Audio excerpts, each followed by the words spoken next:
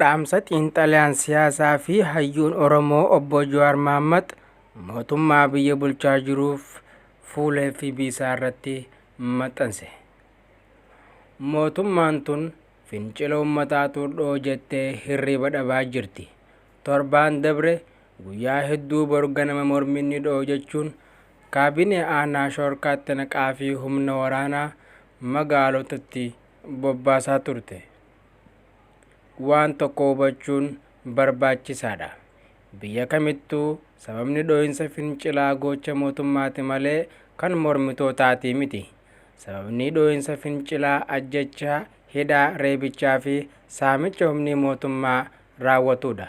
Mootummaan uummata hiraarsuu, ajjeesuu fi hidhuu gaafa hammeesse mormitoonni gurmeeysanii fi dhiisanii waamicha godhanii fi dhiisanii fincillee ni dhooya.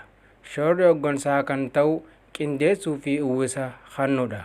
Akka xiinxala kiyyaatti sababa miira ganamuun uumameen dabalatee ajjechaa fi reebichi ji'oota darbaniitiin Oromiyaan fincila guddaaf dorrabdee jirti. Horiin guuttee dhangala'uuf fiinxarra geessee jirti. Kanaafuu warroonni mootummaa hanga fincilaatu dhoo jettanii shoora keessaa hirriba dhabdan falli laafaan madda yookaan sababa fincilaa guutumatti dhaabuu qofa.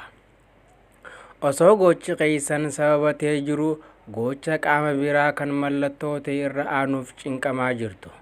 Your action is the cause. The reaction of the public is symptom.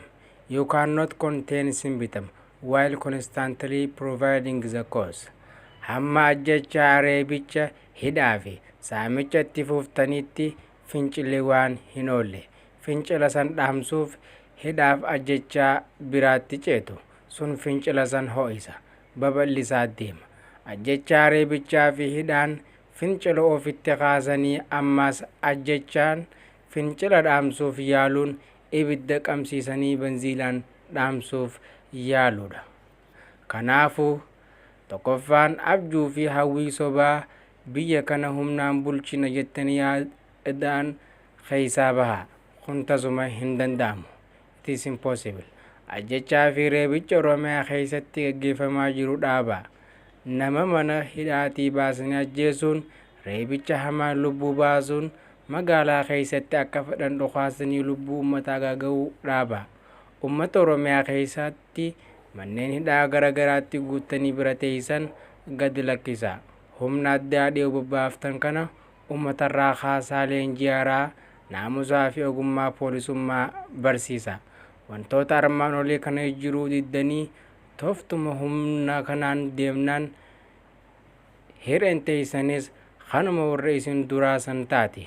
Isin immoo hangasuu hin turtan jechuun dhaamsa kana dhaameefii jira.